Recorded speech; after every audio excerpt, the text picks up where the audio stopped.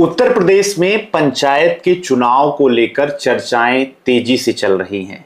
उत्तर प्रदेश में साल 2026 में यानी कि इसी साल पंचायत का चुनाव होना है, क्योंकि उत्तर प्रदेश में जो पंचायत के 5 वर्ष हैं वो इसी साल पूर्ण हो रहे हैं। साल 2021 में उत्तर प्रदेश में त्रिस्तरीय पंचायत चुनाव हुआ था और 2026 में पंचायत चुनाव जो है प्रस्तावित है। फिलहाल अभी किसी प्रकार की आधिकारिक घोषणाएं नहीं हुई हैं।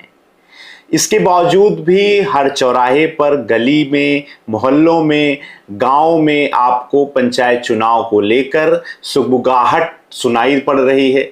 बहुत सारे प्रत्याशी मैदान में अभी से ही तैयारियां कर रहे हैं, लेकिन जो प्रधान पद के प्रत्याशी बनने की आकांक्षा रख रहे हैं, जो चुनाव लड़ना चाहते हैं, आखिरकार यूपी में पंचायत चुनाव में प्रधान पद के लिए क्या जो है अहर्ता है, कौन पंचायत में प्रधान का चुनाव लड़ सकता है, कौन नहीं लड़ सकता है, आज के अपने इस वीडियो में हम आपको बताएंगे।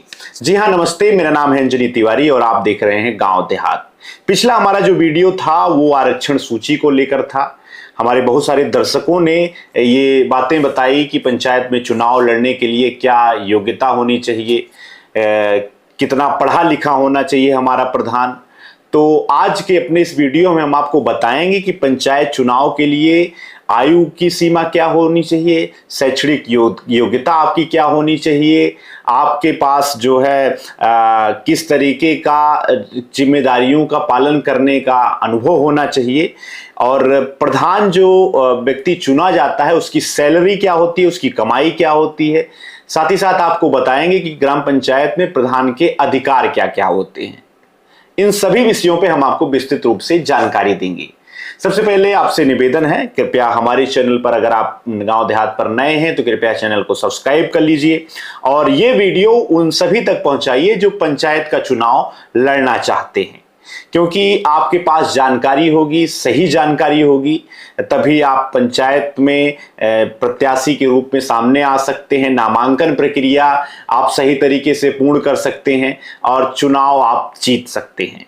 सबसे पहले जो बात उठती है वो ग्राम प्रधान पद के लिए उठती है। भारत के लोकतंत्र का सबसे महत्वपूर्ण पद है, राजनीति में एंट्री का सबसे महत्वपूर्ण पद है। ग्राम पंचायत में ग्राम प्रधान का जो पद होता है बहुत महत्वपूर्ण होता है। भारत सरकार की ओर से जो भी सरकार की योजनाएं होती हैं उसका धरातल पर जो सही तरीके से लागू कराने की जिम्मेदारी होती है वो एक ग्राम प्रधान की ही होती है। तो ग्राम प्रधान का जो पद है वो बहुत महत्वपूर्ण है और ग्राम प्रधान बनने के लिए आपके पास कम से कम 21 साल की उम्र होनी चाहिए। जिस दिन आप नामांकन कर रहे हैं उस दिन के पहले आप 21 साल के आपकी आयु पूर्ण होनी चाहिए। आपका जो जन्म तिथि है वो 21 साल उस दिन तक होना बहुत आवश्यक है। इसके अलावा जो न्यूनतम आयु है वो 21 वर्ष है और पंचायत की जो व्यवस्था है वो जो है उसके साथ साथ भारत का वो व्यक्ति नागरिक हो, मानसिक रूप से वो व्यक्ति स्वस्थ हो, किसी प्रकार का मानसिक विकार आपके अंदर नहीं होना चाहिए, आप पागल ना हो, दिवालिया ना हो और किसी प्रकार के आपराधिक रिकॉर्ड वाला व्यक्ति पंचायत में प्रधान पद के लिए चुनाव नहीं लड़ सकता है। वो किसी भी कोर्ट की ओर से दोषी ना ठहराया गया हो, आरोप उसके ऊपर भले लगाए गए हों लेकिन वो दोषी ना हो, ये ग्राम प्रधान पद के लिए सबसे ज्यादा जरूरी अहर्ता है। और बैंक का कोई बड़ा कर्जदार ना हो। बहुत सारे लोग बैंक से बहुत अधिक जो है लोन ले लेते हैं और वो पंचायत का चुनाव लड़ना चाहते हैं, तो उत्तर प्रदेश में पंचायती राज व्यवस्था में ऐसे किसी भी व्यक्ति को चुनाव लड़ने का अधिकार नहीं है। और जो न्यूनतम शैक्षणिक योग्यता है, सबसे बड़ा प्रश्न उठता है, क्या उत्तर प्रदेश में चुनाव लड़ने के लिए, पंचायत का चुनाव लड़ने के लिए किसी प्रकार की शैक्षणिक अहर्ता की आवश्यकता है? तो बिल्कुल नहीं, अभी किसी प्रकार का नियम लागू नहीं किया गया है यूपी में। कुछ राज्यों में 8वीं और 10वीं पास के नियम जरूर हैं, लेकिन यूपी में प्रधान का चुनाव लड़ने के लिए आपके पास किसी प्रकार की शैक्षणिक योग्यता होना आवश्यक नहीं है फिलहाल अभी तक। कुछ राज्यों में 2 बच्चों की भी पॉलिसी बनाई गई है, यानी कि जिनके 2 बच्चे हैं वही चुनाव लड़ सकते हैं, जिनके 2 से ज्यादा बच्चे हैं वो चुनाव नहीं लड़ सकते हैं। लेकिन उत्तर प्रदेश में ये व्यवस्था लागू नहीं है। और अब जो सबसे महत्वपूर्ण है वो है नामांकन की प्रक्रिया। नामांकन जो पत्र होता है वो जब आपके यहाँ चुनाव की घोषणा हो जाएगी, आप नामांकन पत्र पर्चा जिसको कहा जाता है उसको जाकर खरीद सकते हैं। और पर्चा खरीदने के बाद उसमें आप सभी जरूरी जो है जानकारियां आपको भरनी रहती हैं। और इसमें आपको अपने आयु से संबंधित प्रमाण पत्र देना होता है, नागरिकता से संबंधित प्रमाण पत्र देना होता है, और आपको अपने आपराधिक रिकॉर्ड का इसमें ब्यौरा देना होता है। जो भी आपके ऊपर आरोप लगाए हैं, जो भी कोर्ट में आपका मुकदमा चल रहा है उसकी जानकारी आपको देनी रहती है। संपत्ति का आपको अपना विवरण इसमें देना रहता है। तो ये नामांकन की प्रक्रिया है। नामांकन की प्रक्रिया के लिए समय दिया जाता है और उस तय समय सीमा से पहले आपको अपना नामांकन स्पष्ट रूप से भर करके शुद्ध और स्पष्ट शब्दों में आपको जमा करना रहता है। उसके बाद नामांकन पत्रों की जांच होती है। आपकी अगर नामांकन की जो प्रक्रिया है, पत्र हैं, अगर वो सही पाए जाते हैं तभी आप चुनाव में भाग ले सकते हैं, वरना आपका नामांकन पत्र खारिज कर दिया जाता है, पर्चा खारिज कर दिया जाता है। और जो सबसे बड़ी बात है वो जिम्मेदारी है।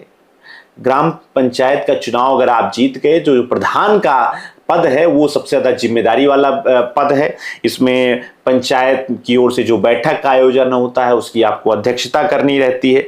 और जो सबसे बड़ी जिम्मेदारी रहती है, जैसे पीएम, सीएम और डीएम की होती है, उसी तरीके से प्रधानमंत्री, मुख्यमंत्री और जिलाधिकारी के साथ साथ ग्राम प्रधान का भी जो पद है बहुत ही महत्वपूर्ण पद है। और इसमें आपको अपनी ग्राम पंचायत में बिजली की व्यवस्थाएं, पानी की व्यवस्थाएं, स्वच्छता की व्यवस्थाएं, जल निकासी की व्यवस्थाएं, सड़क की व्यवस्थाएं, और गांव में एक अच्छा जो है सीएससी हो, स्वास्थ्य सुविधाएं बेहतर हों, सही तरीके से सही समय पे बच्चों का टीकाकरण की व्यवस्थाएं हैं। ये सारी जिम्मेदारियों को आपको पालन करना है। जो मुख्य जिम्मेदारी है उसमें समस्याओं को सुनना है, उसका समाधान कराना है, प्रशासन के साथ आपका तालमेल बेहतर हो और आप प्रशासन की मदद के साथ अपनी ग्राम पंचायत में विकास के कार्य कराएं। और जो भी निधि जो है आती है मनरेगा योजना के अंतर्गत, इसका नाम बदल दिया गया है, बीबीजी रामजी कर दिया गया है, उस योजना का सही तरीके से क्रियान्वयन है। राज्य सरकार की ओर से जो निधि है उसका सही तरीके से गांव में जो है बजट बनाकर समस्याओं को प्राथमिकता के आधार पर उसका पालन कराना है। और ये सारी जिम्मेदारी ग्राम प्रधान की होती है। इसके अलावा हर संभव आपको ग्रामीणों के बीच में उपस्थित रहना होगा, उनके सुख दुख का भागी भी आपको बनना होगा। सैलरी की बात आती है कि ग्राम प्रधान कितना रुपए कमाता है।